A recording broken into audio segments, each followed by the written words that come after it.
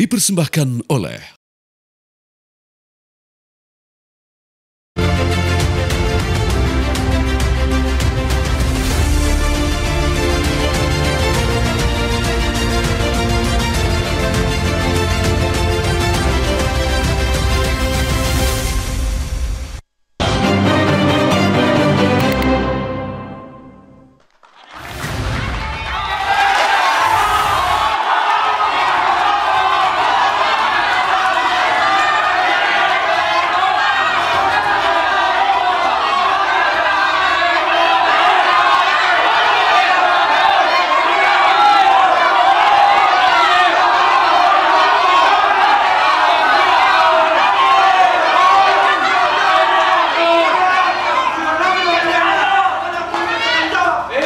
Mungkin itu merupakan bentuk kemarahan dari sebagian masyarakat yang ada di studio ini. Tapi bayangkan masyarakat di luar sana, khususnya mereka, keluarga pasien, bahkan mungkin pasien yang menjadi korban oleh profesi yang kami anggap sangat mulia.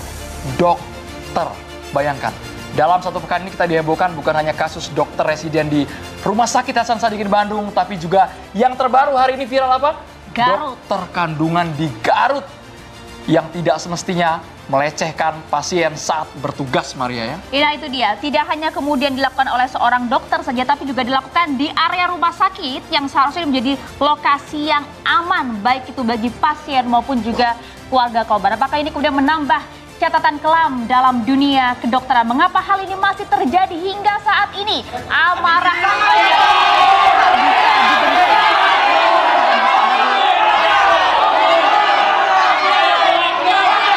Kami yakin teman-teman mahasiswa yang ada di sini geram sekali ingin kasus ini diusut tuntas, apalagi di tengah-tengah kami, kalau kamera bisa menyorot, mereka merupakan dokter, calon-calon dokter yang sangat mengetahui persis bidangnya dan tujuannya pada kemanusiaan.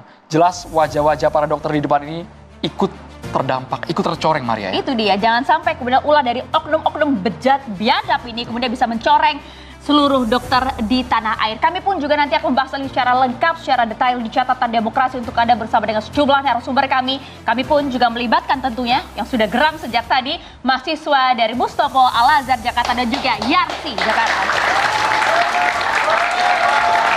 Kami berharap kasus ini bisa rapi, terurai secara terang, benderang, sama seperti pakaian yang kami gunakan malam hari ini, rapi dari BHS. Semoga makin meningkatkan kepercayaan diri kami untuk mengungkap kasus ini tanpa keraguan, Maria. Tanpa keraguan. Terima kasih banyak BHS telah mensponsori kami malam hari ini. Langsung saja kami akan perkenalkan Anda narasumber kami satu persatu. Sudah hadir bersama dengan kami semua ada Bang Reza Indragiri Amril, psikolog forensik. Selamat malam, Mas Reza. Assalamualaikum. Terima kasih sudah hadir dan juga terima kasih juga kepada Melissa Grace, psikolog klinis. Selamat malam, Mbak Melissa. Selamat malam. Kita juga ingin lihat bagaimana nanti proses hukum kepada para pelaku yang kemudian kita lihat tadi gimana geramnya masyarakat dan juga kemudian para mahasiswa yang ada di sini. Kami hadirkan Direktur Reskrimum Polda Jabar, AKBP Surawan. Selamat malam. Selamat malam. Kami juga menghadirkan tidak terbayangkan bagaimana suasana kebatinan profesi kedokteran. Hari-hari ini ada Dr. Eva Sridiana, Ketum Dokter Indonesia Bersatu. Terima kasih banyak, Dr. Eva. Terima kasih. Assalamualaikum warahmatullahi wabarakatuh. Kuasa hukum dari korban di Rumah Sakit Hasan Sadikin. Kami dengar awalnya korbannya satu, tapi kemudian ada 2 atau 3. Ini kuasa hukum yang kami hadirkan merupakan kuasa hukum yang mendampingi FH yang kemarin viral, anak dari pasien. Bayangkan, ayahnya saat lagi genting, anaknya diperkosa di lantai 7 rumah sakit. Ayahnya kami dengar juga sudah wafat. Terima kasih banyak Debbie Agus Priyansah. Rahayu Kang Debbie. Terima kasih. Dan kami juga menghadirkan keluarga korban nanti via Zoom bisa bergabung di catatan demokrasi. Kami berharap dari keluarga tidak ada yang takut untuk bersuara karena ada juga isu liar yang berkembang bahwa 1-2 korban kabarnya diajak damai oleh pelaku yang ternyata masih kelahiran 94. Bayangkan, masih sangat muda tapi akalnya sangat bejat. Masa depan dokter sudah suram gara-gara yang bersangkutan. Kita boleh langsung ke Dr. Eva. Dr. Eva, kami sebenarnya agak bingung mau mulai dari mana. Apakah RSHS atau dokter kandungan di Garut? Karena secara bertubi-tubi dunia medis dicidrai. dua kasus yang sangat bejat ini, Dr. Eva? Assalamualaikum warahmatullahi wabarakatuh. Selamat malam pada semua. Pertama-tama saya mewakili dokter Indonesia menyatakan empati terhadap korban-korban pelecehan dari oknum dokter yang amoral. Kalau saya bilang biadab, karena mereka melakukan kejahatan terhadap keluarga korban, pasien yang seharusnya dibantu dan dilindungi oleh seseorang yang memiliki profesi yang harusnya luhur, yang selama ini membantu memberikan pelayanan kepada pasien, memberikan perlindungan kepada pasien, menjadi penolong.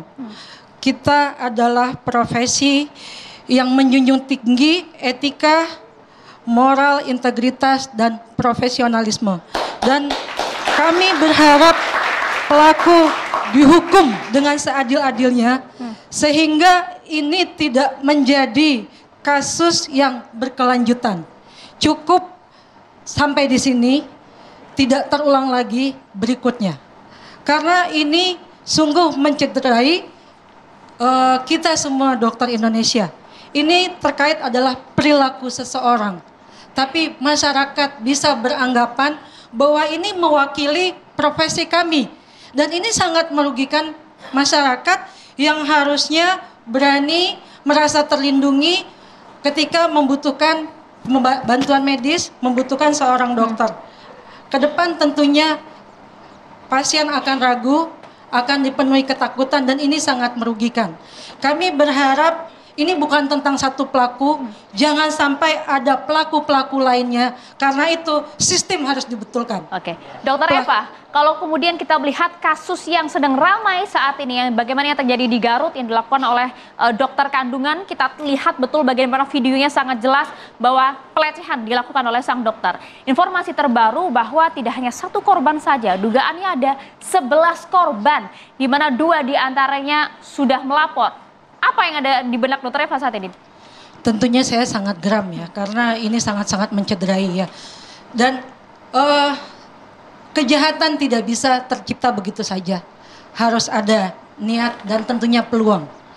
Kesempatan yang diciptakan oleh sistem. Jadi menurut saya di sini ada hal yang salah. Sistem yang tidak melindungi, sistem yang gagal, sistem yang longgar, yang tidak memberikan proteksi. Baik itu kepada pasien, keluarga pasien, bahkan juga dalam kasus yang lalu-lalu bagi tenaga medis yang sedang menjalani Dokter Eva, sebelum kita pendidikan. masuk ke sistem, coba kami putarkan kembali rekaman videonya. Kami ingin tahu secara standar operasional prosedur dunia kedokteran khususnya kandungan, apakah betul menyentuh bagian yang di USG, kemudian tangan kirinya menyentuh tubuh lain. Ini dia. Sambil kita putar, apakah ini sudah sesuai SOP atau menyalahi prosedur yang ada? Kedua tangannya berada di tubuh korban. Ya, ini tentunya sangat menyalahi ya. Jadi bukan seperti itu tindakan yang seharusnya. Dan ini sangat disayangkan ya. Ini tindakan yang tidak sesuai dengan SOP. Harusnya bagaimana dok sebagai... Ya, dan saya juga melihat di sini ada satu yang salah. Di sini tidak ada yang lain. Harusnya dalam suatu tindakan harus ada keluarga pasien, ada perawat sebagai saksi daripada dokter. Jadi di sini pasien yang tidak mengerti hukum menjadi korban. Mengapa bisa tidak ada perawat di sana ya dok ya? Ya itu mungkin ini klinik ya. Klinik Berarti betul. Klinik, betul. Harusnya ada aturan yang jelas dari pemerintah, dari Kemenkes yang melindungi hak-hak pasien yang tidak mengerti. Tentu tidak semua pasien mengerti hukum bahwa dia tidak boleh mendapat perlakuan seperti itu. Kan pasien bingung, tapi dalam bingungnya ada yang berani berbicara, ada yang tidak. Ada yang paham dia sedang diperlakukan tidak senonoh, ada yang tidak. Itu yang harusnya dilindungi. Dan ini sistem yang harus dibuat agar kesempatan ini tidak terulang lagi mengenai pasien-pasien yang lainnya. Jadi kita tidak semua masyarakat mengerti hukum, tapi pemerintah wajib yang melindungi Sebentar mereka. dok, bagaimana pasien bisa paham bahwa dia mendapatkan tindakan yang di luar prosedur medis? Bagaimana ia bisa paham dalam kondisi terbaring seperti itu? Batasan-batasan ya, Dok? Ya, itu dia. Harusnya sebelum pasien melakukan tindakan diberitahu oleh dokternya. Biasanya sebelum tindakan saya akan memberitahu SOP apa yang saya lakukan. Misalnya saya akan membius dulu, saya membersihkan luka, itu urutan-urutan yang harus saya sampaikan. Dan harusnya di tempat kandungan ini ada keluarga saksi. Ini untuk menghindari fitnah baik untuk dokternya sendiri karena bisa saja pasien pun punya ada yang berkeinginan yang tidak baik, bukan hanya dokter. Jadi pentingnya saksi, pentingnya perlindungan hukum yang benar, itu ada saksi dari dokter dan dari keluarga Itu pasien. berlaku di semua fasilitas kesehatan, baik di klinik, rumah sakit? Dimanapun. Oke. Karena tidak semua pasien mengerti. Kalau misalnya andai kan di situ ada perawat, pasti perawat akan bilang, apa yang Anda lakukan dokter? Ya kan? Karena itu tidak sesuai dengan standar. Atau ada keluarga suami pasien, pasti dia tahu, kalian yang sakit perutnya kenapa kamu periksa itu? Namanya pasien sedang bingung, tentu dia berpikirnya akan lebih lama. Atau dok, jangan-jangan dokter bisa punya hak mengusir perawat agar tidak bergabung di satu ruangan? Kamu keluar saja, cukup saya yang menangani pasien ini. Mungkin tidak kalimat itu terlontar. Bisa, tapi itu dia salah. Itu salah, karena pasien harus ada pendampingan. Baik dari keluarga maupun dari perawat, minimal harus ada perawat. Dan pintu biasanya karena ini ruangan memang tertutup, biasanya perawat selalu mendampingi. Oke. Termasuk juga ada pertanyaan publik yang menanyakan mengapa ada CCTV di dalam ruang perawatan? Apakah ini sah secara kedokteran? Tidak ada hak kita untuk memasang CCTV tanpa sepengetahuan pasien. Jadi kasus kita menggunakan CCTV adalah pada pasien dulu adalah pasien pandemi ya. Karena tidak ada keluarga yang mendampingi, kita menggunakan CCTV. Tapi kita memberitahu pasien bahwa kami pasang CCTV. Karena mengapa? Kalau pasien tidak tahu, dia bisa buka baju di sana. Itu Bukannya dalam klinik kandungan ya, Dok, ya? Iya. Pasti kan ada bagian tubuh yang dibuka gitu. ya, saya tidak tahu, harusnya ini tidak ada CCTV, tapi kepentingan apa ada CCTV di sini saya tidak tahu. Harusnya kalau memang dokter ini berniat salah, dia tidak memasang CCTV di sana. Entah siapa yang masang, tapi tidak boleh ada CCTV tanpa sepengetahuan pasien. Itu hak pasien untuk tahu. Itu kasus Garut, tapi kasus di RSAS kami dengar keluarga pasien diajak ke lantai 7. Ya. Mengiming-imingi, mengatasnamakan prosedur kedokteran. Ya. Cross-match, kemudian ternyata diberikan zat midazolam, mungkin dokter bisa jelaskan. Jelaskan. Ya mana tahu dok pasien. Diperlakukan Ya, betul. seperti itu. Mereka hanya mengikuti arahan dokter, dianggap percaya sepenuhnya. Karena dokter yang harusnya tahu bagian tubuh, anatomi Ya. dalam manusia dok. Ya, satu, pertama karena pasien tidak mengerti hukum, dia Oke. tidak tahu, harusnya dia ada pendampingan, ada inform consent yang harus ditandatangani ya. Nah itu pentingnya lagi supervisi yang ketat. Di sini sistem tidak melindungi pasien dan keluarganya.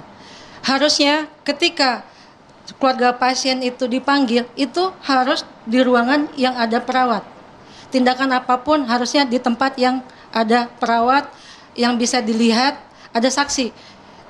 Tapi karena tadi, satu, pasien mungkin sedang panik, keluarganya sedang sakit, karena dibilang ada kebutuhan ini. Yang kedua, dia sendiri tidak mengerti hukum, bahwasanya kalau ada tindakan itu dia harus tanda tangan dan harus ada saksi. Ya, jadi ini di sini terlihat ada lemahnya kontrol dari sistem rumah sakitnya sendiri. Tapi kita sama tahu rumah sakit Rumah Sakit Hasan Sadikin ini adalah rumah sakit pendidikan, rumah sakit di bawah naungan Kemenkes vertikal. Disinilah sistem harusnya dibuat sebaik-baiknya. Jangan sampai terjadi kecolongan seperti ini. Ini tanggung jawab dari Kemenkes, tanggung jawab dari manajemen rumah sakit menyediakan misalnya pasien tuh harus mengerti di depan kewajiban dan hak keluarga pasien. Itu mungkin kalau tidak begitu masuk mungkin dijelaskan, atau kita bisa lihat sekarang hak dan kewajiban pasien itu biasa ditempel di dinding. Tapi dalam Pasien kondisi bisa yang baca. biasanya psikologi yang kemudian kritis gitu kan, Iya. tidak terfikir oleh pasien. Ya, itulah dia. Jadi andaikan ya ini supervisinya bagus, ini kan biasanya kita kerja tuh tim. Tapi lagi-lagi Rumah Sakit Hasan Sadikin itu, PPDS itu ibaratnya tenaga murah. Mereka bekerja overload, overtime. Sehingga harusnya mungkin seniornya yang bisa melihat tindakan ini, junior saya kemana, junior saya ngapain, itu bisa jadi terlonggarkan. Itu karena adanya kesempatan tadi. Andaikan misalnya pasien mau keluar, itu harusnya ada security yang tahu pasien ini keluar. Mau lewat pintu belakang, mau lewat pintu depan, harusnya ada yang tahu. Sebenarnya soal security sebentar kami agak mengganjal soal security. Kuasa hukum mungkin bisa menjawab. Kabarnya security di Rumah Sakit Hasan Sadikin bukan bermaksud menuduh, tapi ada kalimat yang tidak semestinya dilontarkan, malah terkesan mengejek korban. Kang Debi? Ya, baik. Informasi terkait security ya, itu perlu kita dalami juga. Itu ranahnya penyidik nanti untuk mengembangkan apakah ada bukti ya terkait obrolan-obrolan yang dilontarkan oleh si security itu. Tapi korban, ada pengakuan dari korban? Kalau dari korban, untuk sementara sih, tadi kita baru ketemu korban kebetulan sebelum ke sini, bahwasannya kakaknya bilang sepintas ada. Cuman nanti untuk penelitian penyelidikannya diserahkan ke pihak kepolisian. Kalau begitu langsung saja kita ingin ke Pak di Reskrim Pasuruan. Bagaimana kemudian update terbaru mengenai hal ini, termasuk juga yang terjadi di Garut terbaru nih Pak. Informasinya terbaru betul jumlah korban mencapai 11 orang? Jadi perlu saya informasikan bahwasannya untuk update terkini dari peristiwa di Garut, itu untuk dokter yang pelaku sudah diamankan, kemudian sampai saat ini korban baru 2 yang melaporkan ke Polres Garut. Sudah ada 2 orang melapor ya? Ya, sudah 2 orang, dua orang korban. Oke. Mereka korban tahun 2025, karena kami dengar kabarnya ada juga yang kejadian 2024 Pak, Juni 2024. Ini yang mana Pak Dir? Untuk sementara masih dalami Mas, untuk para korbannya. Jadi karena memang juga baru sore tadi para korban melapor ke Polres, sementara masih dalam pemeriksaan Polres Garut. Oke, kalau kemudian dari hasil penyelidikan sementara seperti apa dari segi motif, kemudian pengakuan dari pelaku? Jadi untuk segi motif ini memang kita ini mungkin sangat sensitif ya terkait dengan motif ini. Keterangan pelaku ini memang dia mempunyai satu sensasi yang berbeda dengan kita pada umumnya gitu. Jadi ya mungkin tidak bisa kita ungkap di sini ya karena ini memang masalah yang seksual. Kelainan seksual? Ya. Dengan apa namanya punya fantasi yang beda, aneh? ya fantasi berbeda itu kira-kira. Tapi sudah berkeluarga Pak, mohon maaf. Sudah, untuk pelaku sudah berkeluarga. Kebetulan juga seorang dokter. Oke. Ya. Tapi apakah bentuk pelecehannya seperti yang video viral saat ini atau lebih dari itu sebenarnya ada? Jadi begini, ketika kita menerima laporan dari rumah sakit bahwa terjadi kekerasan seksual, kita kemudian datang ke rumah sakit untuk mengecek kebenarannya. Di tanggal 18 itu kita langsung buatkan laporan polisi karena memang ada korban di situ yang mengeluh memang ada rasa sakit. Kemudian kita lakukan uji sampel darah dan sebagainya, kita lakukan swab, kemudian kita visum dari rumah sakit juga memang terjadi kekerasan seksual gitu. Peristiwa sendiri berawal dari ketika korban menunggu keluarganya di rumah sakit, orang tuanya itu pelaku ini menyampaikan bahwa akan dilakukan pengambilan sampel darah. Nah kemudian karena memang kondisi orang tua kritis maka anaknya bersedia untuk dilakukan pengambilan sampel. Nah setelah anaknya bersedia ini dia dibawa ke salah satu ruangan di lantai 7 di mana pada saat membawa korban ini tidak boleh ada kakak yang mendampingi. Nah disitulah kemudian korban ini dilakukan pembiusan di situ. Nah setelah peristiwa itu terjadi sekitar jam 03.30 pagi itu korban dikembalikan ke keluarganya dalam kondisi memang pusing dan itu dialami korban sampai sekarang ini masih kondisi pusing. Itu kemudian menyampaikan keluarganya bahwa pada saat akan buang air kecil dia mengalami sakit. Disitulah terungkap bahwasanya hasil dari visum dokter memang terjadi kekerasan seksual. Maksud kami itu Pak, kami tidak terbayang, kita tidak tahu orang-orang di luar sana ya Pak ya. Ini korban FH berani visum dan melapor. Tapi bagaimana mereka yang bisa jadi korban tapi tidak melapor sama sekali sampai dengan detik ini. Sesaat lagi kita ulas di Catatan Demokrasi pemirsa.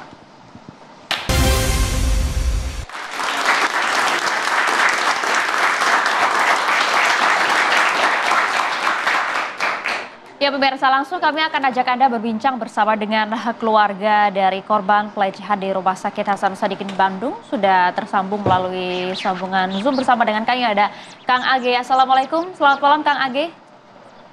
Waalaikumsalam. Waalaikumsalam warahmatullahi wabarakatuh.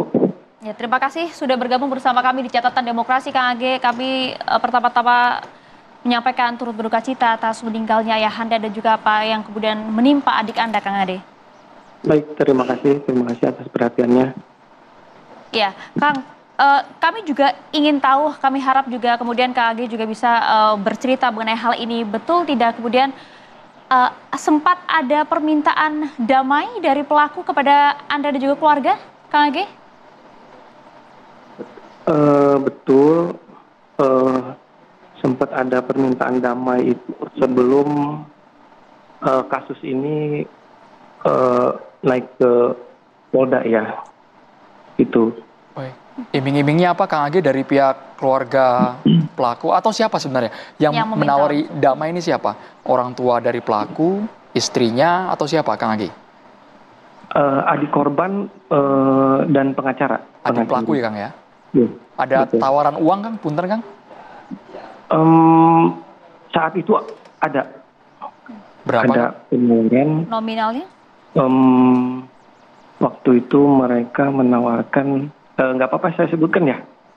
Silakan Kang. Kita buka-bukaan aja Kang ya, disebutkan saja berapa Kang?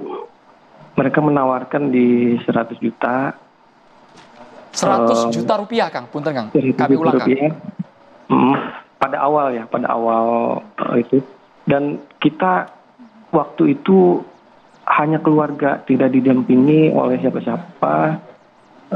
Nah, keputusan kita ketemu dengan keluarga pelaku ini juga setelah laporan kita, mohon maaf sekali, setelah beberapa kali laporan kita belum ada respon dari kepolisian itu. Jadi untuk itu menurut kita berhadapan dengan rumah sakit besar gitu, yang bisa aja, mohon maaf sekali, bisa aja barang bukti dihilangkan gitu. Itu yang kepentingan kami ya pada saat itu, misalnya kita terima keluarga pelaku untuk ketemu, itu mungkin. Baik, Kang Agi sambil diatur juga jarak antara mulut sama sumber suara Kang, agar narasumber sini juga bisa mendengar secara jelas, jangan terlalu dekat juga Kang Agi. Tapi kami ingin tahu seperti ini Kang Agi, dengan iming-iming 100 juta, apa alasan keluarga akhirnya menolak dan ingin kasus ini diusut tuntas, tidak mau tutup mulut sama sekali, Kang Agi? Saat itu dan kan kita ada negosiasi sebetulnya. Ada negosiasi dengan keluarga pelaku yang dijanjikan akhirnya akan memberikan sebesar 200 juta. Oh. Gitu. Dan setelah pertemuan itu, keesokan harinya lost contact ya. Kita ketemu lagi itu setelah 2 hari, kalau nggak salah 2 hari pertemuan pertama, kita ketemu di area rumah sakit bahwa keluarga pelaku menolak perdamaian, dan kita waktu itu juga meminta surat perjanjian itu dibatalkan dan dikembalikan ke kita gitu.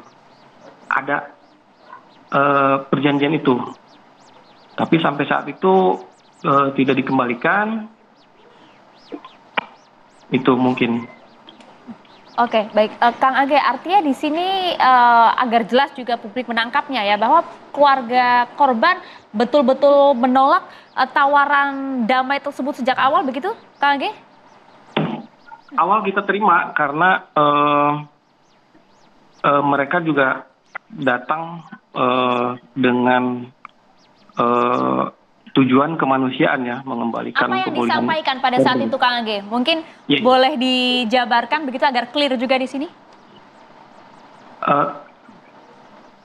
Ya, sebetulnya kita juga tahu bahwa kasus ini bukan delik aduan. Adapun pihak keluarga pelaku meminta maaf, ya dalam proses ini kita memaafkan. Tapi tuntutan kita juga jelas, dan itu juga ditekankan oleh Polda, karena rekomendasi Polda juga jelas terhadap keluarga kita, bahwa proses ini tidak bisa harus tetap jalan gitu. Baik, Kang Ake. Di sini ada dua psikolog, ada psikolog forensik dan juga psikolog klinis. Mungkin kita, Mbak Melisa, boleh silakan interaksi sama Age. Selamat malam, Bapak. Ya, saya dengan Melisa Grace.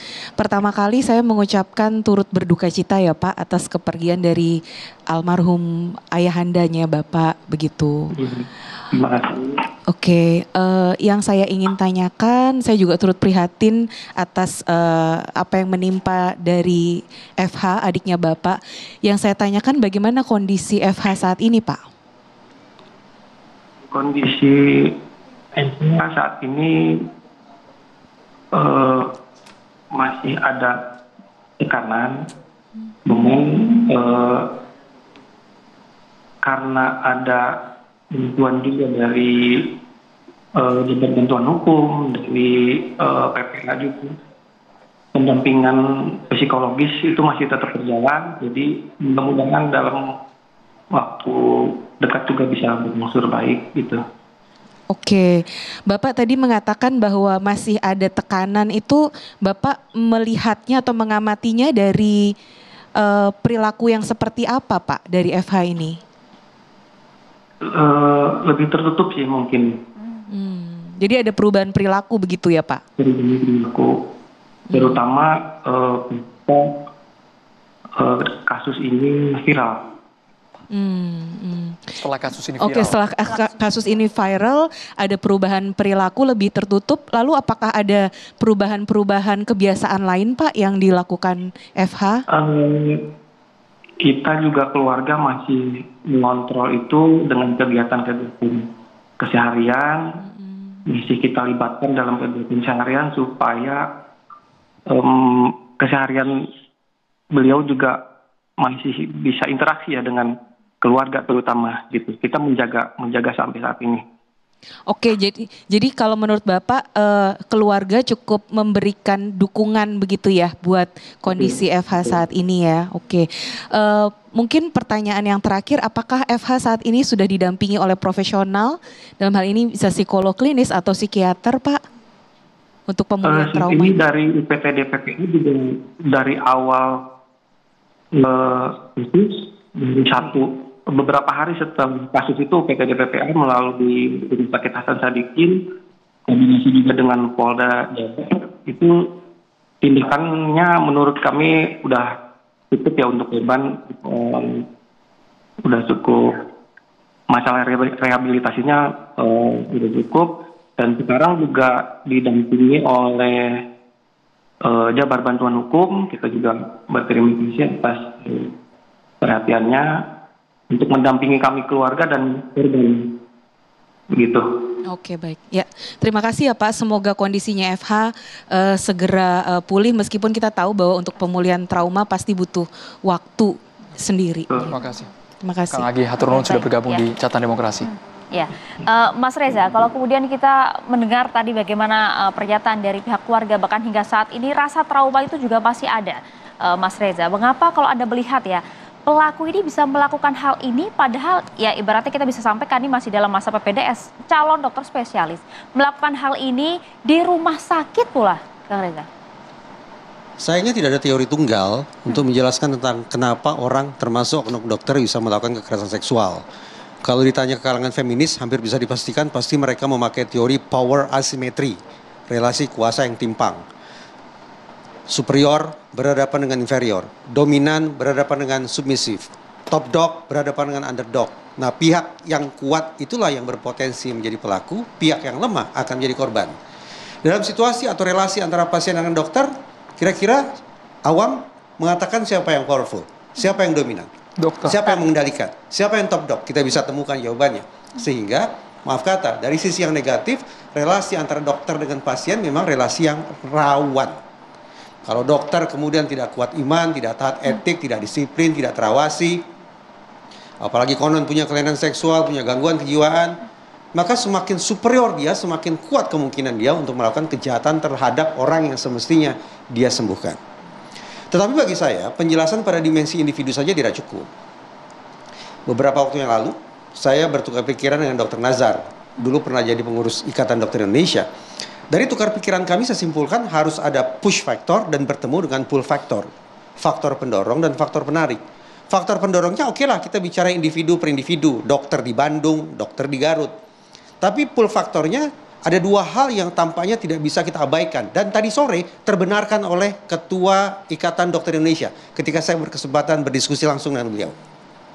Ada dua terkait dengan faktor penarik yang menyebabkan peristiwa ini terjadi. Pertama, disinyalir bahwa 2 tahun terakhir ini ada problem penegakan etik di profesi kedokteran. Dr. Eva yang bisa elaborasi itu. Dan ternyata terbenarkan. Anggapan saya itu terbenarkan oleh Ketua Ikatan Dokter Indonesia. Satu itu. Yang kedua, saya memandang bahwa paling tidak sebagian masyarakat punya ekspektasi yang berlebihan terhadap yang namanya psikotes. Seorang dokter atau calon dokter dikenakan psikotes. Hasilnya bagus. Seolah-olah dianggap akan seterusnya bagus.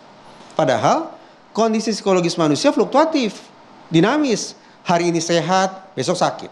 Hari ini normal, besok abnormal. Besok bagus, besok jelek. Besok baik, besok buruk, dan seterusnya.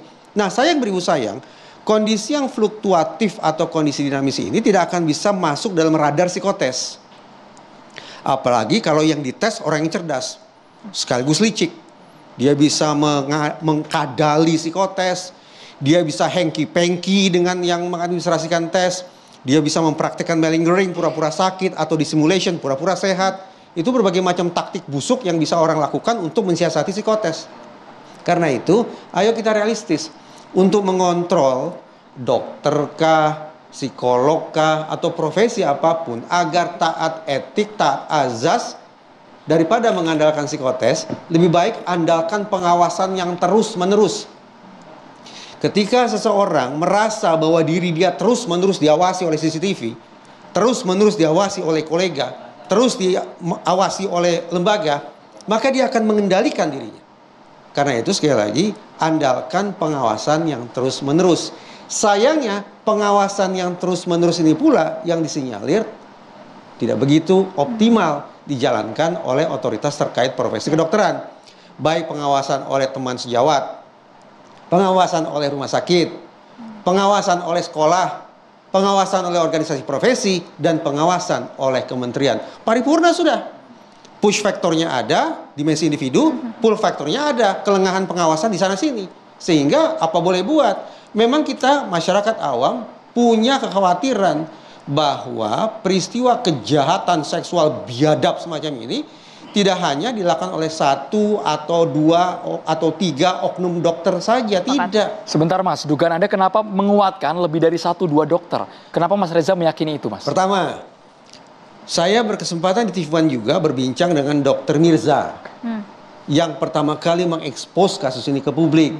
Dari beliau keluar kosakata banyak, budaya, dan seterusnya. Jadi kita tidak bisa lagi menganggap masalahnya sebagai masalah yang sifatnya insiden. Oh, ini hanya insiden kok, satu saja, tidak. Tapi jangan-jangan sudah sebuah fenomena. Mudah-mudahan saya keliru. Itu satu, alasan satu. Yang kedua, ada riset yang mengatakan begini. Kalau kita bicara tentang pelaku kejahatan yang berulang, spesifik pelaku kekerasan seksual yang berulang, berarti residivis. Risetnya menunjukkan menjelang dia memangsa korban ke-6, baru dia dipergoki oleh otoritas penegakan hukum. Artinya, ketika pelaku ini memangsa korban pertama, dia lolos. Memangsa korban kedua, dia lolos. Dan seterusnya, sampai korban kelima. Begitu dia mau memangsa korban ke-6, barulah otoritas penegakan hukum berhasil mengendus kelakuan jahatnya. Maksud Anda begini, Mas Reza, bahwa kasus yang berada di RSHC, pelaku tidak hanya sekali melakukan ini? Karena itu sejak awal saya katakan, saya berusaha menyemangati Pak Dirkrimum dan jajaran, coba angkat kemungkinan bahwa korban bukan hanya satu. Kefasihan oknum dokter Bandung ini mengindikasikan dia sudah belajar betul untuk menjadi kriminal. Dia pilih waktu yang ideal, jam 1 dini hari, ketika secara umum manusia ingin istirahat, lengah, satpam lengah, kolega lengah, dan seterusnya. Yang kedua, dia pilih gedung yang barangkali relatif aman, dalam pengertian tidak dikunjungi oleh banyak orang. Dan saya tidak tahu bagaimana cara dia menyiasati keluarnya obat bius dari unit farmasi. Saya tidak tahu caranya bagaimana. Tapi paling tidak ini menunjukkan bahwa, atau paling tidak mengindikasikan, pelaku ini sudah fasih. Kefasihan untuk melakukan kebiadaban macam itu adalah hasil proses belajar. Dalam pengertian melakukan kejahatan berulang. Pernyataan Mas Reza cukup menakutkan kami, artinya korban bisa jadi bukan 1, bukan 2 atau 5 orang, bisa jadi lebih. Karena ia sudah menjadi PPDS 2 semester, Mas, di Rumah Sakit Hasan Sadikin. Kita akan bahas sesaat lagi hanya di Catatan Demokrasi, pemirsa.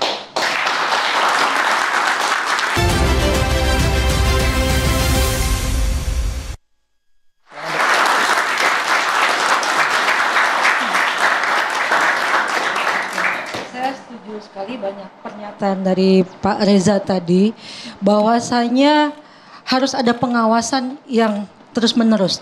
Apalagi kita tahu dokter ini orang yang cerdas. Akan banyak akal untuk bisa melakukan hal itu. Bahkan mungkin dengan namanya maling ya. Orang pintar jadi maling pasti banyak cara ya. Cuma tadi ada satu kata yang mungkin saya sedikit koreksi. Karena saya takut nanti masyarakat akan menganggap bahwa pelecehan ini tadi mungkin Dr. Pak Reza mengutip dari senior saya, Dr. Mirza, entah salah maksud, entah betul. Tapi yang pasti ini bukan budaya. Ini personal. Jadi mungkin kasus-kasus pelecehan ini pasti ada namanya manusia. Sepertinya halnya juga dokter, juga polisi, ada oknum-oknum yang punya sifat yang tidak baik.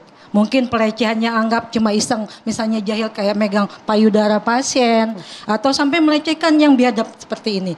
Tapi lagi saya mau tekankan agar masyarakat tidak takut bahwa ini bukan suatu budaya. Kami juga orang-orang yang bermoral. Ini kembali kepada pribadi masing-masing. Banyak dari kami yang tidak suka. Dan bukannya kami diam ketika tidak suka. Ketika ada laporan dan kami memang ada bukti, itu bisa dilaporkan ke MKIK, nah, itu Majelis dia, Disiplin Dokter Eva. Kedokteran. Pada saat itu Mas Reza sempat Pasti berada di adanya forum kasus-kasus. bersama dengan saya. Ya, siap. Saya menanyakan kepada Dokter Mirza pada Ya. saat itu, mengapa Anda pertama kali justru menginformasikan kasus ini justru di media sosial? Mengapa tidak melaporkannya ataupun kemudian kepada lembaga terkait? Jawabannya adalah khawatir nampaknya ini sudah akan menjadi budaya, ditutupi jika kemudian ada kasus-kasus seperti ini untuk tidak mencoreng nama-nama baik itu rumah sakit maupun juga institusi kedokteran. Oh tidak, saya kira bukan seperti itu ya. Karena banyak juga kasus pelecehan itu yang mendapatkan sanksi. Ya nanti mungkin seperti kasus ini, jika misalnya ada damai dan segala macam, biasanya kan korban yang malu ya. No viral, no di-expose. justice gitu loh, Ya, Dokter no Eva. viral justice. Tadi pihak keluarga juga sampaikan. saya ingin Dan mengomentari. satu lagi, Kalau maaf dokter Pak, mengatakan- saat ini ID itu tidak punya kompetensi lagi terhadap kasus-kasus seperti ini. Karena kalau dulu ada dokter yang nakal, itu dicabut SIP, rekomendasi dari ID Langsung dicabut. Itu dicabut. Kita akan kaji, akan kita telaah, ada MKIK, jika memang ini terkait etik, ada majelis disiplin ketika berhubungan dengan disiplin, dan dari situ ada putusan. Sekarang? Tapi sekarang ID tidak punya wewenang untuk itu lagi. Oke. Itu hak Mas Reza ingin penuh komentar dari- dulu? dan setuju harus peer groupnya yang seperti Oke. Pak Reza Dok, bilang. tolong yang saya masih. dikoreksi, mudah-mudahan saya keliru dengar. Tadi dokter mengatakan banyak dokter yang melakukan pelecehan seksual mendapat sanksi, betul ya? Ya, jadi Boleh ada. tidak saya dapat data secara konkret banyak itu berapa? Jadi gini Pak, mohon maaf. Kita sederhana saja, Iya. banyak itu berapa banyak? Banyak itu harus ada kata Pak. Maaf saya bukan pengurus yang bisa, tapi saya dulu adalah mantan pengurus. Oke, itu satu hal. Yang kedua, kita harus punya pemahaman yang sama. Ya. Bahwa pelecehan seksual adalah pidana. Betul. Ketika dikatakan bahwa banyak dokter yang melakukan pelecehan seksual dijatuhi sanksi, berarti organisasi profesi tahu persis bahwa banyak peristiwa pidana yang dilakukan oleh anggota mereka. Konsekuensinya apa? Organisasi profesi semestinya tidak menyelesaikan secara internal saja, tapi harus melapor ke otoritas penegakan hukum. Jadi penyelesaiannya tidak secara tertutup, Internal. tapi penyelesaiannya di ruang persidangan melewati kerja kepolisian. Sekarang saya balik pertanyaannya. Berapa banyak kasus pelecehan seksual yang dilakukan oleh oknum dokter yang masuk di kepolisian, di Polda Jabar? Bisakah Pak Dirkrim memberikan angka itu? Perkiraan saya angkanya 0. Oh, begini Berikan Pak. saya 0. Jadi Artinya gini. apa? Artinya apa? Dugaan saya adalah, tolong dikoreksi, bahwa banyaknya oknum dokter yang melakukan pelecehan seksual yang mendapatkan sanksi itu, organisasi menutup dirinya agar persoalan ini tidak terkuak ke publik, tidak dibawa ke ranah hukum. Jadi gini, kalau Bapak mengatakan bahwa ini organisasi menutup, dokter menutup, bukan begitu Pak, maaf, saya juga dokter.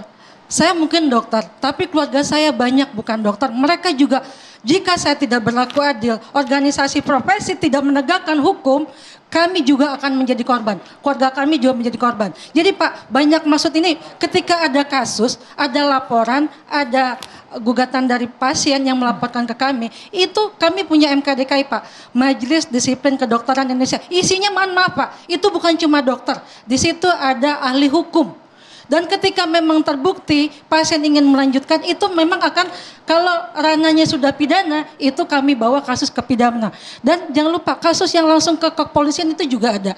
Jadi masalah angka, mohon maaf Pak, karena saya bukan di sana bidangnya, tapi saya tahu tidak pernah kita mengabaikan pasien, kecuali kan ini masalah pelecehan kadang-kadang dari pasiennya sendiri. Makanya Pak, Majelis Disiplin Kedokteran itu berusaha adil, melindungi dari pasien masyarakat. Sendiri maksudnya bagaimana? Karena gini, ada masyarakat ini terjadi yang dari pasien sendiri, maksudnya dokter misalnya Eva? gini, kayak tadi pasien maunya damai, ya kan? Nah itulah gunanya Majelis Disiplin Kedokteran Pak. Ketika pasien tidak mengerti hukum, tidak tahu kayak tadi kan, ini sebenarnya dokter dipegang-pegang payudaranya, salah nggak sih pasien? Saya Kan pasien tidak- nggak tahu. dokter, Tapi dari MKDKI, dengan segala hormat dokter saya, ahlinya akan mengatakan bahwa ini salah. dengan segala hormat saya pada seluruh insan dokter Indonesia, teman-teman dokter harus paham, tidak semua kasus kekerasan seksual merupakan delik aduan.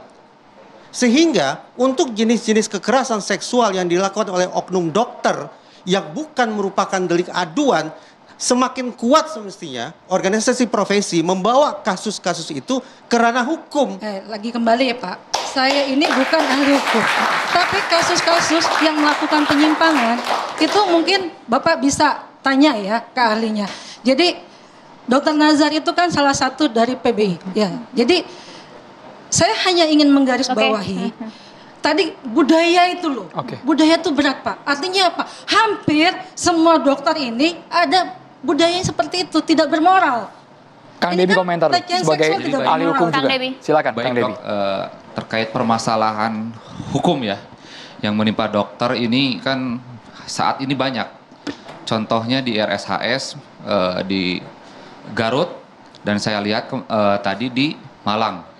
Ini di 1 bulan saat ini ya, itu sudah ada 3 kasus dok. Ini kan artinya apa? Artinya dokter itu sangat leluasa ketika melakukan tindakan di rumah sakit. Ya. Yang dikhawatirkan gini, kita tuh kan di rumah sakit itu tuh ada yang namanya SOP. SOP itu tentunya harusnya setiap dokter itu ketika memeriksa itu harus didampingi oleh perawat. Itu hal yang wajib. Terkait CCTV itu hal yang wajib. Karena apa? Karena kita harus mengetahui ada apa di situ, ya kan? Itu ada apa. Nah, selain itu juga ini kan kasus ini tuh dokter residen anestesi. Tentunya ini kan ada yang namanya seniornya. Ya, senior yang mengawasi.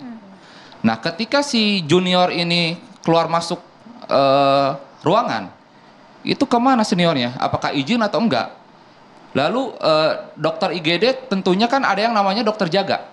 Misalnya dokter jaga itu ada 5. Ketika dokter jaga itu yang satunya pergi, masa yang 4-nya tidak menanyakan? Ya kan? Itu kan perlu yang dievaluasi juga. SOP itu apakah ada standarisasinya dari Kemenkes yang sudah dilakukan atau belum?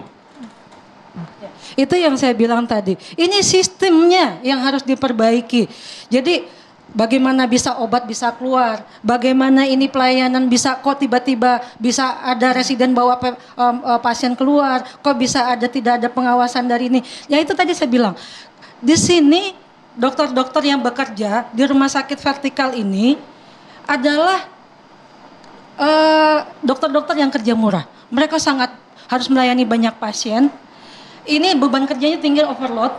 Ini yang membuat mereka akhirnya mungkin jadi lengah dalam supervisi. Betul tadi Pak Riza bilang, harus kontrol kuat. Bukan cuma dari teman sejawat, dari rumah sakitnya sendiri, CCTV harus di mana-mana. Dokter Eva, tapi sakitnya dalam tanda kutip, kenapa mereka melampiaskannya ke pasien, ke keluarga pasien? Apakah memang punya kelainan tersendiri karena itu tekanan maksud overload? saya setuju. Ini adalah personal yang sakit, yang menyebabkan organisasi profesi jadi tercemari. Makanya saya berharap kasus ini cepat semua diselesaikan. Jangan sampai lagi ada kecurigaan terhadap kami dokter-dokter yang sudah mengabdi bagi bangsa ini. Mohon maaf, kita sekarang di era BPJS.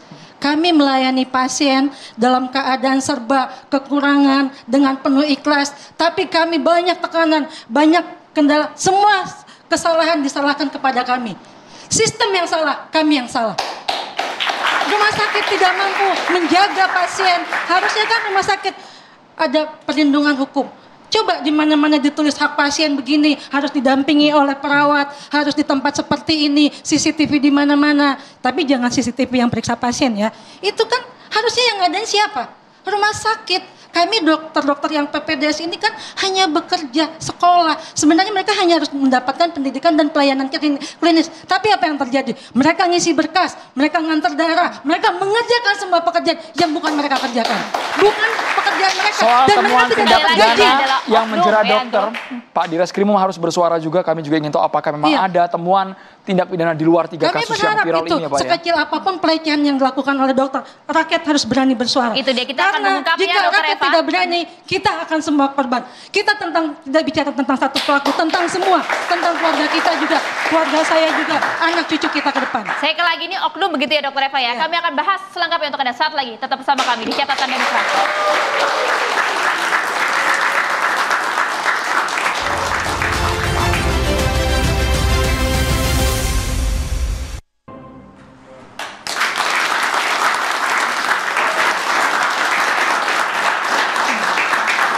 Ya, tak pernah terbayangkan di benak kita kemudian mengapa pelaku ini bisa melakukan hal sekeji ini bahkan di lingkungan rumah sakit yang seharusnya aman dan juga aman bagi pasien dan juga keluarga pasien. Mbak Melisa, Anda kemudian bisa menjelaskan tidak? Waktu itu dari pihak Polda Jabar juga sudah menjelaskan bahwa pelaku ini nampaknya mengalami kelainan seksual. Apakah ini bisa menjabarkan perilaku keji biadab dari pelaku ini? Oke, pertama kali saya ingin mengucapkan bahwa turut prihatin ya dengan situasi ini gitu, di mana klien yang seharusnya FH yang harusnya mendapat dan juga mungkin korban-korban lainnya gitu yang harusnya mendapat pelayanan kesehatan di tempat yang memang seharusnya memberikan layanan kesehatan, tetapi justru mendapatkan peristiwa yang seperti ini gitu. Kalaupun tadi seperti yang ditanyakan, apakah memang perpetrator ini atau pelaku ini mengalami penyimpangan atau kelainan seksual atau tidak, yang mungkin kalau dirunut-runut lagi pasti ada sebab musababnya apa yang membuat seseorang mengalami hal tersebut. Tetapi buat saya itu tetap tidak jadi pembenaran bahwa pelaku ini seolah-olah mungkin akan diringankan konsekuensi hukumannya dan sebagainya dan akan menimbulkan trauma yang luar biasa untuk orang lain. Karena kalau kita bicara tentang pelecehan seksual, kekerasan seksual, itu adalah trauma yang sangat hebat untuk seseorang. Karena itu pasti akan mengganggu bagaimana seseorang itu mempersepsi atau punya pandangan tentang tubuhnya, tentang organ seksualnya, tentang dirinya dan juga akan mengganggu relasinya dengan orang lain gitu. Bahkan bukan cuman untuk klien yang bersangkutan, bukan hanya untuk Eva dan survivor lainnya gitu. Dalam situasi ini sangat mungkin untuk menimbulkan yang namanya secondary trauma. Secondary trauma adalah ketika individu-individu lain yang tidak secara langsung mengalami peristiwa traumatik, tetapi juga kemudian memiliki dampak emosi, psikis, fisik ketika dia mendengar berita-berita yang sekarang kan pastinya sudah sangat viral gitu tentang apa yang terjadi gitu. Jadi ibaratnya orang yang tidak ada di tempat juga bisa mengalami misalnya kecemasan saat mau berhubungan atau berinteraksi dengan tempat-tempat yang harusnya menjadi layanan kesehatan. Tapi secara psikologi klinis kami ingin tahu Mbak, kan dokter ini terkenal dengan secara IQ di atas rata. Kuliahnya susah minta ampun. Otomatis mereka punya kepintaran intelektual. Tapi kalau mengenai fantasi yang berlebihan tadi, fantasi liar, mengeksekusi ketika korban sedang pingsan, apalagi pelaku sudah berkeluarga pula. Kok hasratnya itu tidak tersalurkan ke yang seharusnya? Ini kelainan seksual apa ini? Oke, ini kita bicara tentang dua hal yang berbeda. Yang satu kalau tadi IQ berarti itu tentang kapasitas kecerdasan. Bagaimana orang menggunakan kemampuannya untuk menganalisa situasi, memiliki problem solving, penyelesaian masalah terhadap hal-hal yang dialami gitu. Tetapi kalau bicara tentang tadi fantasi-fantasi seksual yang tidak biasa, tidak menyimpang, atau kalau tadi kan Andro menyebutkan ada hasrat seksual terhadap korban yang pingsan, ini di dalam psikologi sepertinya masuk ke terminologi Ferris gitu ya. Ferris itu sendiri adalah salah satu bentuk dari banyak gangguan parafilia. Jadi yang dinamakan gangguan parafilia adalah ketika individu mengalami dorongan, hasrat, fantasi seksual kepada objek-objek yang tidak biasa. Parafilia itu bentuknya macam-macam. Ada pedofilia yang terhadap anak-anak, ada juga voyeurism, mendapatkan dorongan seksual dengan mengintip. Nah, kalau yang tadi yang dinamakan punya hasrat ketertarikan seksual, kemungkinan arahnya adalah ke Ferris gitu. Apakah semua Ferris itu masuk ke gangguan mental? Itu belum tentu. Bisa jadi itu menjadi preferensi saja. Jadi Ferris mana yang masuk gangguan mental dan yang tidak. Gitu. Jadi Ferris itu adalah ketika seseorang mengalami dorongan, kemudian fantasi, hasrat seksual pada objek-objek yang tidak hidup atau bagian tubuh yang non-genital. Contohnya lutut gitu ya. Atau situasi yang sebenarnya nggak ada kaitannya dengan aktivitas seksual. Misalnya tadi orang pingsan tadi gitu ya. Nah dari fetish sendiri itu kemudian ini adalah tadi masuk ke gangguan parafilia ya, yang dari mana yang fetish yang normal maksudnya itu cuma preference, dan yang mana yang gangguan ya dikatakan gangguan ketika fetisnya ini sudah tidak dapat dikendalikan oleh individu, kemudian bisa mengganggu dan membahayakan keselamatan dirinya dan atau orang lain. Nah kalau begini sebenarnya bisa dideteksi lebih dini nggak, Mbak Melisa? Sampai sekarang sepanjang pengetahuan saya tidak ada satu alat tes pun yang bisa untuk mendeteksi dengan jitu bahwa seseorang ini mengalami penyimpangan seksual. Psikotes pun nggak bisa itu ya? Tadi seperti yang Mas Reza sudah sampaikan, kalaupun ada psikotes, kemudian kita juga perlu mempertimbangkan bahwa psikotes itu tidak berlangsung untuk selamanya. Dalam waktu 6 bulan psikotes itu perlu diulang untuk mengetahui bagaimana kondisi psikis seseorang. Lagi pula psikotes itu tidak kemudian serta-merta menyertai semua aspek gitu di dalam dinamika manusia. Psikotes itu punya tujuan ya, dan psikotes itu bentuknya macam-macam. Ada tes yang gambar, tes grafis dan sebagainya. Dan kebanyakan yang dilakukan untuk klasikal itu dalam arti banyak orang, dilakukannya adalah self-report inventory, di mana individu memberikan jawabannya sendiri atas pertanyaan-pertanyaan yang diberikan. Kira-kira nih, kalau tes psikotesnya itu ditujukan untuk penempatan ke institusi tertentu atau jenjang level yang lebih tinggi, individu akan jujur nggak ya menjawab itu gitu. Itu kan kamasannya seperti itu gitu. Jadi betul kita tidak bisa hanya mengandalkan psikotes saja untuk mendetek bukan hanya penyimpangan seksual aja gitu. Begitu juga dengan gangguan-gangguan mental yang lainnya. Kita memerlukan yang namanya multi baterai atau banyak alat yang digunakan yang nantinya digunakan untuk menentukan profil individu. Gitu. Jadi nggak semua psikotes tiba-tiba udah di psikotes berarti aman nih. Berarti ini nggak seperti itu. Tapi gitu. dorongan itu bisa terjadi karena mungkin kelengahan sistem, minimnya pengawasan, ditambah load kerja yang terlalu tinggi. Andro bicara tentang stresor ya. Kalau stresor itu sebagai faktor yang mencetuskan, itu mungkin.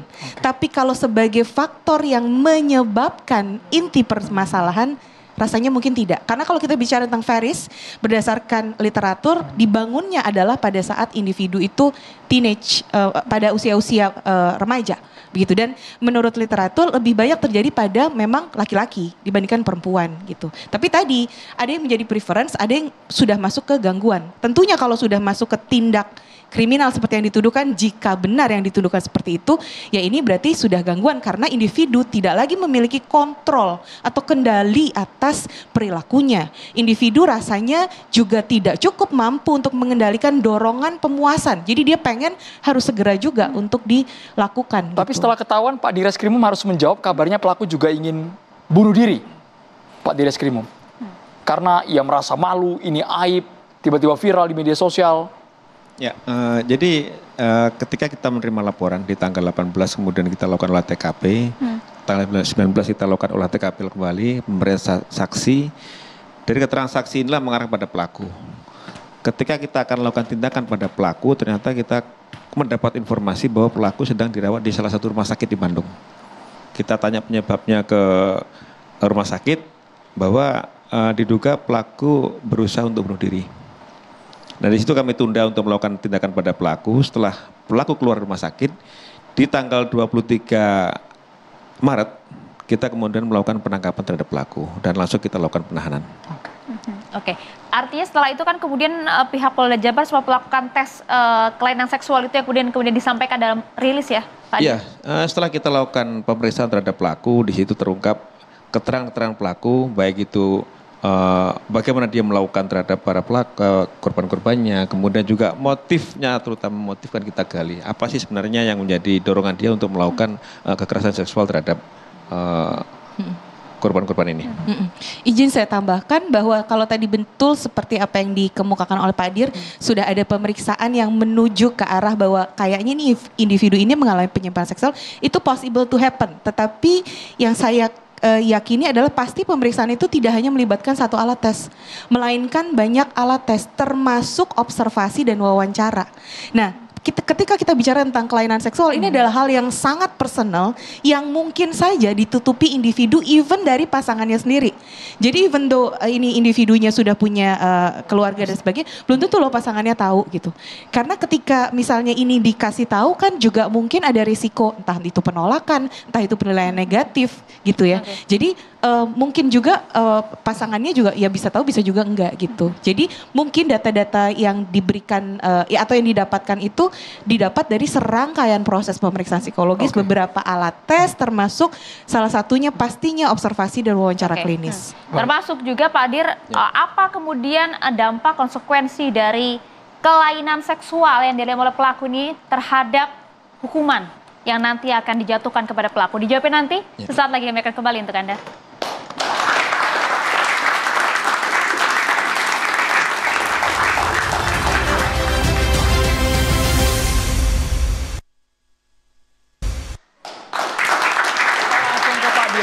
Pak Dir, kami khawatir dengan istilah-istilah klinis yang bermunculan, Pak. Itu dijadikan alasan dari pihak pelaku dan kuasa hukumnya.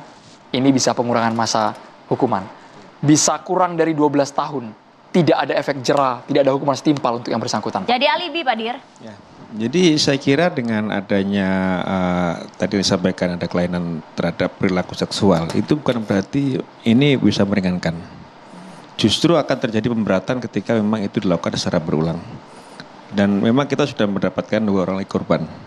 Kemudian juga memang yang bersangkutan merupakan tenaga medis. Jadi saya kira ini nanti akan ada pemberatan pasal terhadap yang bersangkutan. Jadi pasal pokoknya ini kan kita menggunakan Undang-Undang TPKS.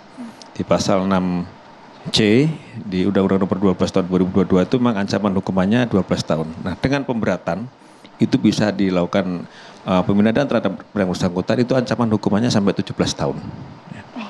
Pak Dir, kami berharap polisi betul-betul mengawal kasus ini karena yang kami khawatirkan, Pak, banyak korban di luar sana. Mereka tidak berani memviralkan, tidak tahu prosedur dan bisa saja beranggapan kalau melapor polisi ditindaklanjuti atau tidak ya. Masa nunggu viral dulu?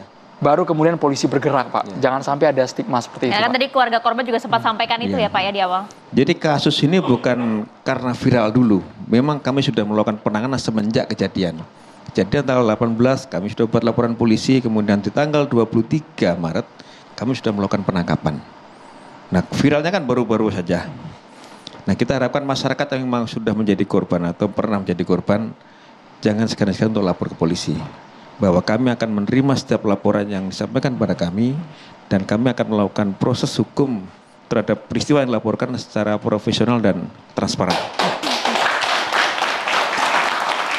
Baik, terkait permasalahan tindak pidana kekerasan seksual, yang mengadu ke kami, ke Jabar Bantuan Hukum itu per bulannya itu minimal 5 kasus, baik itu TPKS maupun pembulian, dan korbannya rata-rata yang mengadu ke kita itu anak.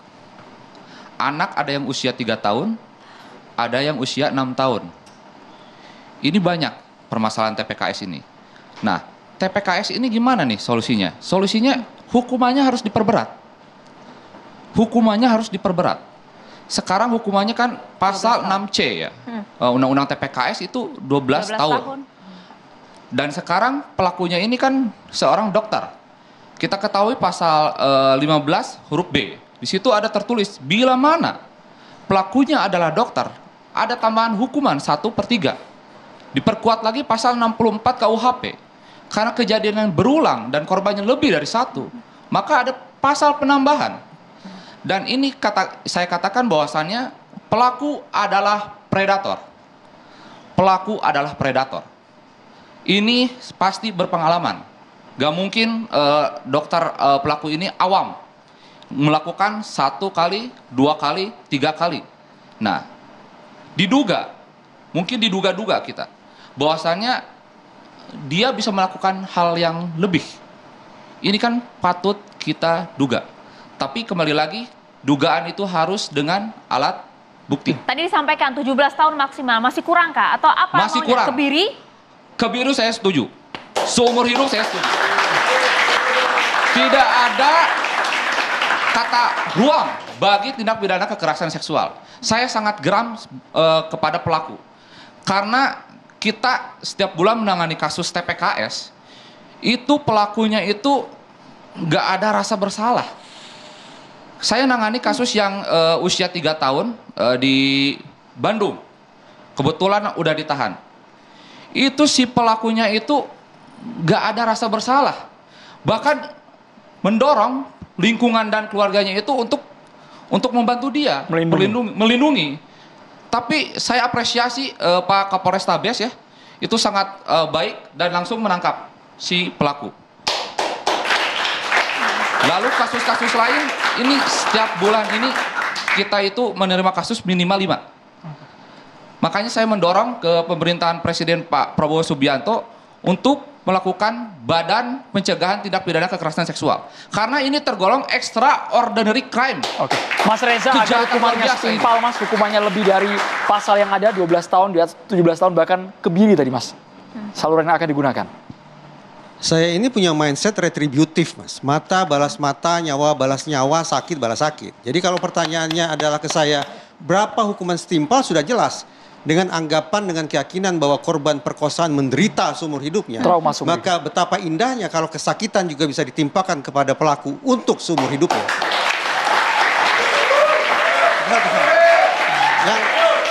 Yang kedua, Pak Direktur mengatakan, melaporlah ke polisi. Itu sebuah pesan yang sangat bagus. Tetapi saya ingin mengirim pesan kepada seluruh insan yang berprofesi sebagai dokter se-Indonesia. Di samping mekanisme laporan dan audit, sesungguhnya ada satu mekanisme yang lebih bisa diandalkan untuk membongkar segala kemungkinan penyimpangan, apalagi pidana yang dilakukan oleh oknum dokter. Mekanisme itu adalah whistleblower. Dengan keyakinan bahwa dokter di Indonesia jauh lebih banyak yang kualitasnya baik, yang moralnya baik. Maka sesungguhnya tidak ada keraguan-keraguan di kalangan dokter untuk menjadi whistleblower. Buka-bukaan ke organisasi profesi dan sampaikan laporan ke polisi untuk memastikan bahwa ada demarkasi yang jelas antara dokter yang baik dan dokter yang jahat. Dokter yang jahat tidak ada pilihan kecuali tendang mereka dari organisasi, kirim ke penjara. Saya setuju sekali tadi. Saya termasuk yang mengamati paling gemes ya. Adanya pemerkosaan, pelecehan seksual terutama pada anak-anak. Ini tiap hari kita saksikan sendiri. Bahkan orang tua, kakek, ayah sampai paman ikut menindas anak-anak. Dan saya setuju Pak. Sebaiknya saya berharap ini undang-undangnya diperbaiki lagi. Apalagi terkait dengan dokter. Tolong Pak, kasih hukuman yang setimpal dan sesuai. Jadi kalau memang untuk khusus dokter yang fungsinya melindungi pasien, yang melindungi orang-orang yang sedang bermasalah, tapi malah menjadi pelaku, ini hukumannya harus diberatkan. Itu kan mencoreng agar tidak institusi mengulang. Anda. Iya. Apa yang hukuman yang setimpal, Dokter Untuk Eva? mengembalikan kepercayaan publik kepada dokter. Saya setuju dengan Bapak tadi. Apa itu? Kalau saya lebih suka balas, minta balas. Izin menambahkan. Ya.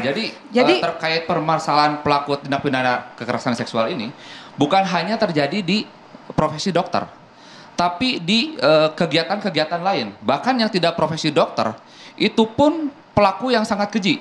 Saya rasa bukan hanya profesi dokter, semua bagi pelaku tindak pidana kekerasan seksual harus dihukum seumur hidup. Seumur berat-beratnya. Ya, satu lagi. Ada satu yang saya sayangkan adalah sanksi dari Kemenkes. Harusnya Kemenkes melakukan perlindungan karena rumah sakit pendidikan ini adalah di bawah naungan dia. Dia harus memperbaiki sistem yang bisa melindungi pasien, keluarga pasien, dan peserta didik. Karena yang menjadi korban bukan hanya itu saja. Jadi dengan adanya semacam sekarang yang dilakukan oleh Kemenkes adalah apa? Menutup prodi. Ini sangat disayangkan. Karena ini akan merugikan pasien, merugikan masyarakat. Rumah sakit pendidikan adalah tumpuan banyak masyarakat. Dengan adanya hukuman yang tidak seharusnya, karena ini adalah bukan kesalahan pendidikan. Ini sistem yang menyebabkan seseorang yang mempunyai bakat, mempunyai niat tidak baik, mendapat peluang. Harusnya ini ada kontrol dari Kemenkes yang mempunyai rumah sakit. Rumah sakit ini kan kuasanya Kemenkes. Jadi bukan menutup solusi ini, ibarat orang gatal yang mana, yang digaruk yang mana. Dengan menutup ini hanya akan apa? Dokter-dokter baik yang harusnya menyelesaikan pendidikan, mereka tertunda. Mereka bayar loh. Apa pemerintah mengganti itu? Yang kedua, pasien-pasien yang sudah antri banyak berbulan-bulan mau dioperasi, bisa ada yang mati karena terlambat ditangani. Demikian. Ya, saya sangat setuju terkait penutupan profesi dokter di salah satu universitas tinggi Unpad ini kurang efektif. Karena kalau misalnya menyalahkan perguruan tinggi, harus lihat dulu track recordnya. Berarti kan sekolah sebelumnya di mana nih? Di Universitas Maranatha. Sebelumnya di mana? Di sekolah apa? SMA apa? SMP apa? SD apa? Jadi saling menyalahkan pendidikan. Ini kan merugikan sekali ya, Dok ya? Ya, terutama pasien, karena pasien akan terhambat pelayanannya. Padahal hanya karena satu oknum ditutup pendidikannya. Misalnya gini, seorang guru cabul atau seorang polisi cabul, ditutup pelayanan Polresnya? Tentu kemana pasien akan mengadu, ya kan? Jadi menurut saya ini tidak tepat. Pak Dir, kami ingin tahu. Pak Dir, dokter kandungan di Garut sudah diringkus, kemudian di Rumah Sakit Hasan Sadikin sampai sekarang masih terus ditahan. Hukumannya agar publik juga transparan, Pak. Jangan sampai ini menguap saja kasusnya, Pak Direskrimum. Ini disampaikan. Silakan.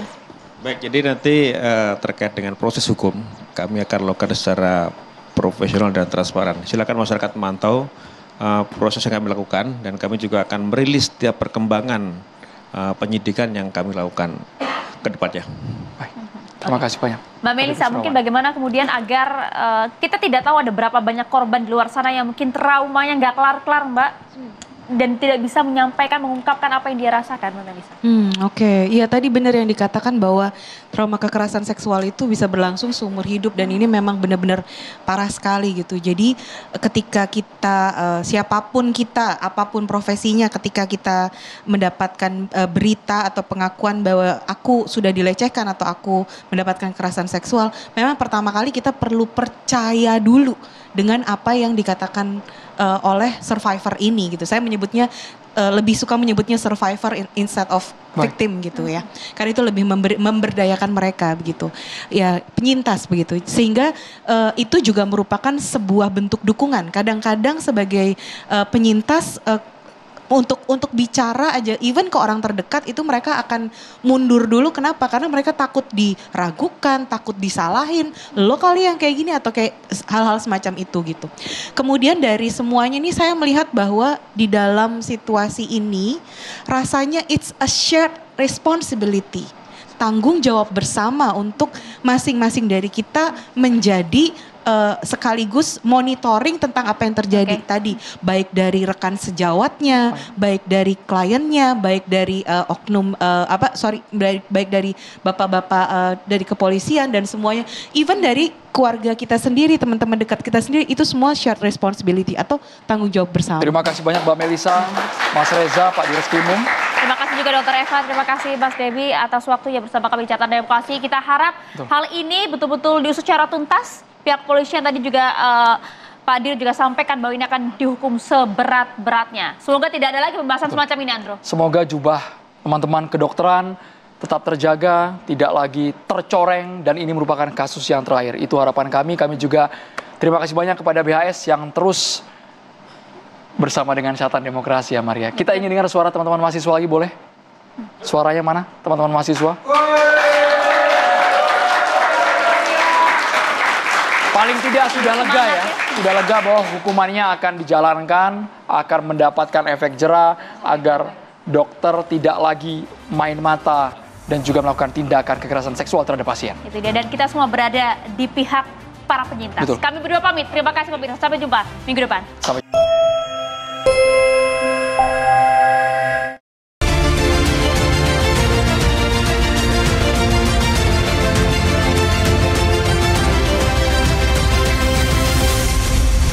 dipersembahkan oleh